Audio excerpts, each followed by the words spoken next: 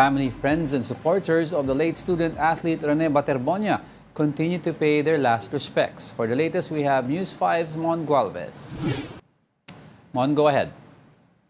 Yes, Angelo, hanggang ngayong araw na lamang inaasahan yung pinaka-burol na itinakda dito sa isang punerarya sa Quezon City. Yan ay lalo't ihahatid na or ibabiyahe na papunta naman ng Davao itong labi ni Rene Baterbonia na isa nga sa dalawang basketballistang namatay habang may ginagawang team building activity ang kanilang basketball team sa Dipakula Aurora.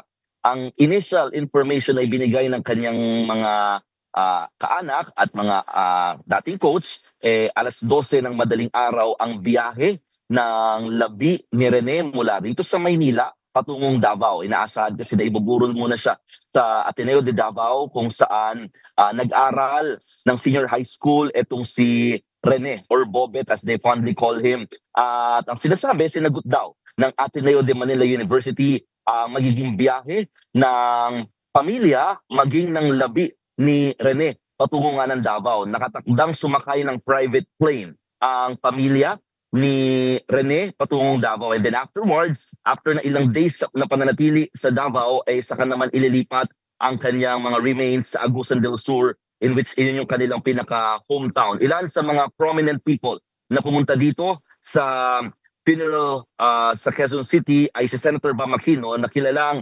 atinista, no? At tumanggi na siya magbigay ng pahayag sa atin at sinabi lamang niya na nagpunta siya dito para makiramay lamang sa pamilya. And then may ilang mga professional basketball players na nakita like Poy Eram, and then aside from them are the other family members. Ito nakikita nyo ngayon, these are actually his teammates who went here last night.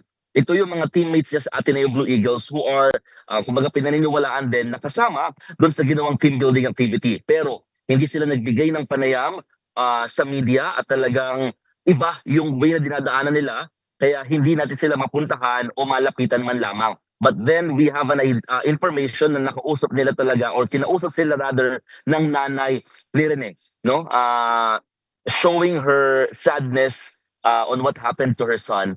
So sabi nga ni nanay, hindi pa niya handang harapin si head coach ng Ateneo Blue Eagles, Tab Baldwin, if ever man na magkaroon ng chance. Kasi kahapon, nabanggit din ng coach ni Rene, nung high school na si Coach Jets Evangelio, that Coach Tab Baldwin is actually trying to contact him na gusto niyang makipag-usap, coach to coach, no? Itong si Coach Tab. Pero wala na ibang details na binigay si Coach Jets about this one. So, we are still waiting if the family will grant us an interview today bago sila bumiyahe papunta naman ng Davao. Angelo. Yes, Mon, ano yung role dito ng CHED, no, as part of its efforts into looking into the death of Rene Baterbonia and Divine Adili? Kasi I understand yesterday sa press con, nagkakaroon ng delineation of roles, iniiwas sila na magka-overlapping. So ano ang plano ng CHED sa fact-finding nila?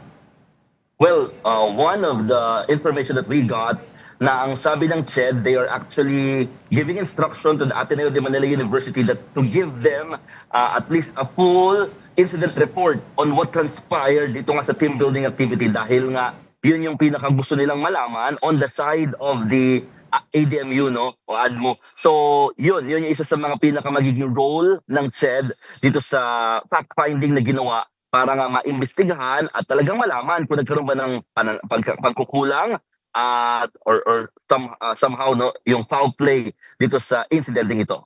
All right, and yung Nigerian embassy no was asking for answers and so is the family of Divine Adili kasi initially medyo tahimik sila but recent reports have come out na gusto nila rin malaman ang actual reports kasi wala ba nagko-coordinate sa family naman with sa family ni Divine Adili tsaka sa Nigerian embassy? Ang huling sabi ng Ateneo de Manila University, based on their latest statement last Tuesday, if I'm not mistaken, is they are coordinating with the families of both Rene and Divine. Pero ang sinasabi kasi ni nanay dito kay na Rene, limited, may kulang sa mga information na ibibigay sa kanila or sa tulong in a way. Habang kay Divine, wala kasing specific person na nakakausap ang media dito regarding their situation. Pero ang sinasabi naman Ateneo, they are closely at least coordinating with the family. Pero kagabi, may pumunta ditong relative ni Divine Adili, at least coordinating and inaayos yung mga paraan para maibiyahe na yung remains ni Divine going back to Nigeria. Pero yun nga, with their latest statement naman ng kanilang embassy na they, kumbaga pumapayag sila at saka gusto nila i-autopsy muna ang body ni Divine bago i-repatriate pabalik ng Nigeria. So we are just waiting today kung magkakaroon ba ng development in terms of movement dito nga sa katawan naman or labi ng Nigerian national. And Angelo. yeah, of course, Mon, si Coach Tab Baldwin medyo nananahimik, but has he attempted or even visited the wake? And also yung ibang coaches ng Ateneo Blue Eagles? Well, si Coach Tab Baldwin, wala. Missing in action siya dito sa wake.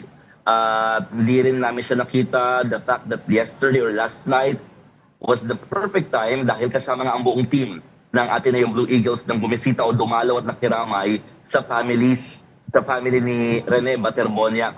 Pero only the team players and some of the coaches, no, mga ang nagpunta lamang dito sa burol. At yun nga, medyo talagang nilayo sila sa amin sa media when they visited itong funeral.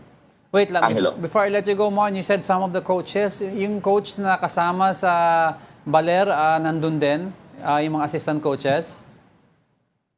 Yesterday, ang sinasabi ng nanay, merong mga coach na galing Aurora or kasama nila sa Aurora ang nagpunta dito sa burol, umaga pa lang, at yun nga yung dahilan kaya siya naiiyak palagi dahil yung sinasabi nga ng mga coaches, sila yung pinaka nagkaklaro na aksidente lang ang nangyari at wala daw mga ankle weights at kumbaga pinabubulaanan nila yung mga kumakalat sa social media na reason kung bakit nasawi itong dalawang student athletes. So yes, they were here and they are the ones explaining to the family on what happened doon sa insidente sa Aurora.